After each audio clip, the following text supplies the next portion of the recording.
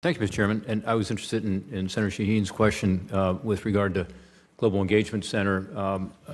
I continue to have a deep concern that we don't have somebody there on a permanent basis leading that organization at a time when its mission is so important. And so I hope you'll take that message back, Mr. Secretary. And, you know, Leah Bray is the acting, but Senator Shaheen, can you think of a more important time for us to actually coordinate our efforts in terms of fighting back against this disinformation, and the fact that the State Department can't do the simple step of appointing somebody permanently to that and giving it a higher status at a time when we're trying to get more funding into that agency is a mystery to me. It's not a confirmed position. So Secretary Fernandez, Senator Shaheen and I were just at your alma mater for a reunion, and she spoke eloquently about the issues in Ukraine, and I tried to keep up. But there was a lot of interest. Everybody showed up because, you know, this is the crisis of our times in terms of the ability to defend democracy and freedom against tyranny and authoritarianism, and in this case, you know, a brutal conquest.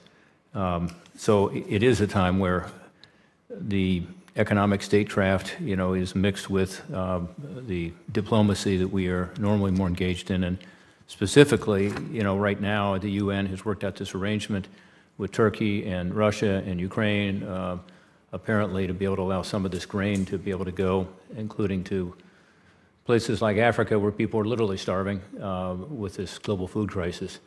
And yet within 12 hours of that agreement being penned, which said that Russia would not attack any export facilities at any of the Ukrainian ports that were under discussion, they bombed Odessa with 4 missiles, 2 of which got through. And yesterday, night before last, I was on the floor of the Senate with a photograph showing the bombing and the impact of it.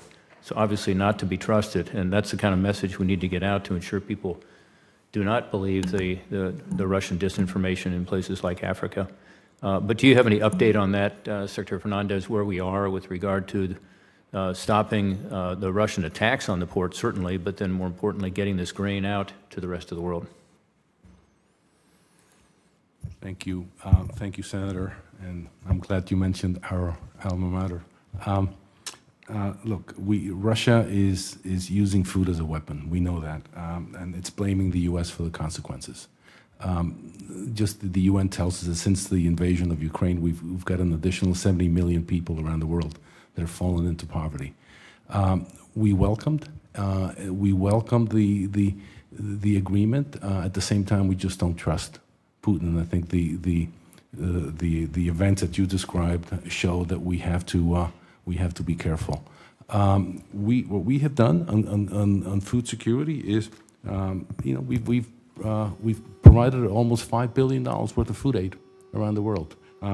We've convened the Food Security Ministerial, which attracted over 100 countries to talk about what we're going to do to try and deal with this crisis. We are, every day, I tell people that I wake up thinking about Ukraine, I go to sleep thinking about Ukraine, and in between we try and help Ukraine. And it's the food security issue goes beyond Ukraine, and it shows, and this goes to the misinformation point, that this is not just a European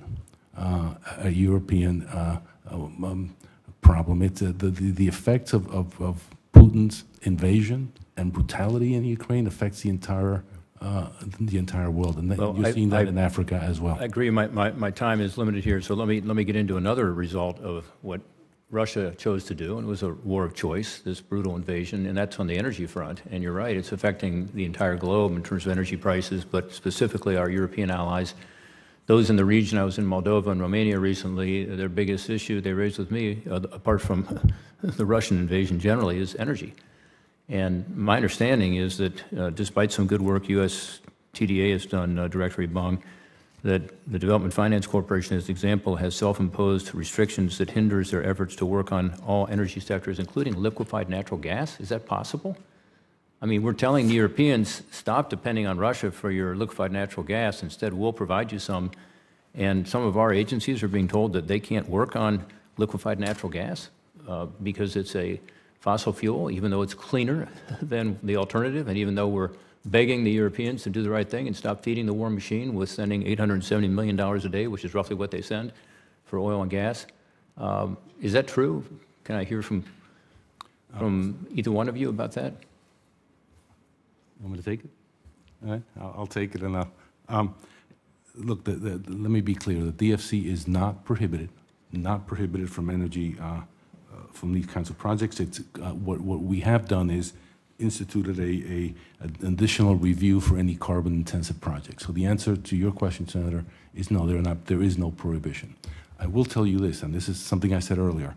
We are now the largest exporter of LNG to Europe. We have tripled our exports this year. 75% of our Let me ask you this: Are they allowed to work on nuclear power, or is that also subject to restrictions and further review?